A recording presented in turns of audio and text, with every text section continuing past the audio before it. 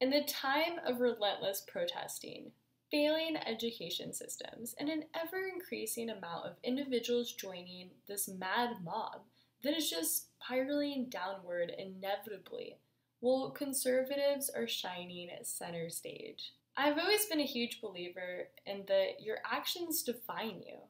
So basically, if I had to estimate, I would say that 15% of life is what happens to you, and that approximately 85% of what happens to you in life would be determined on your actions, it would be determined on your character, and then your overall attitude.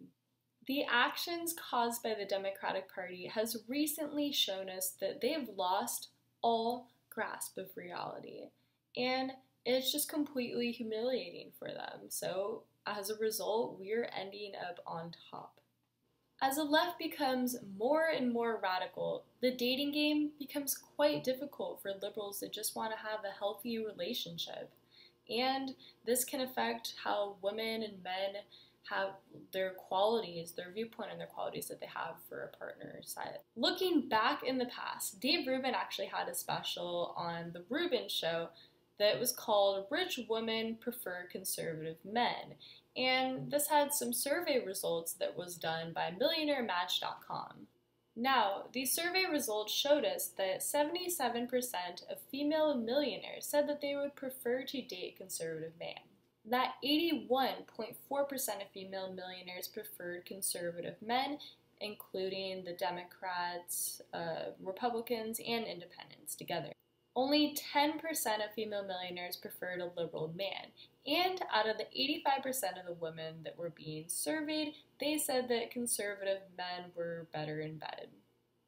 With this in mind, this must be pretty tough on love for a liberal man that's attracted to any wealthy or rich woman. Another striking example that conservatives are undeniably attractive would be from a study that comes from Cambridge University.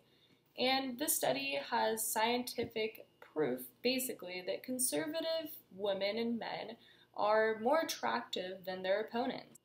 The study continues to say that utilizing measures of attractiveness across multiple surveys, we examine the relationship between attractiveness and political beliefs. Then the researchers go on saying that we find that more attractive individuals are more likely to report higher levels of political efficacy, identity as conservative or Republican. As a result, these studies conclude that these findings have an additional mechanism for political socialization.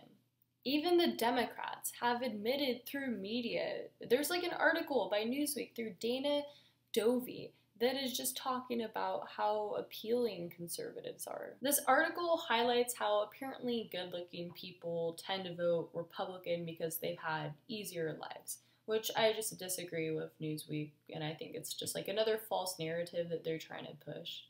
Did you ever think that good-looking people might tend to be more conservative or Republican based on their own personal values instead of their rare, fortunate upbringing? Newsweek is completely pushing this false narrative and just weird little explanations and like scenarios that they had for this article.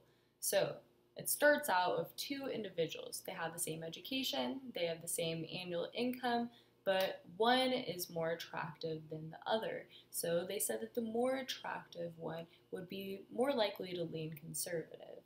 And I mean, I just think this is completely ridiculous because if they have the same education, the same, annual income, they're completely different in the mind. So you can't just say that if somebody looks a certain way, then they're going to be like brought to a certain party, they're going to be voting that way.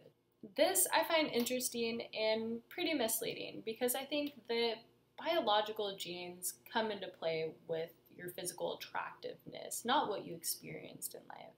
Despite physical attractiveness, conservatives are just good-hearted people that are loyal. So when it comes down to dating or for marriage with men and women, that is exactly what they want with somebody that they want to spend their future with.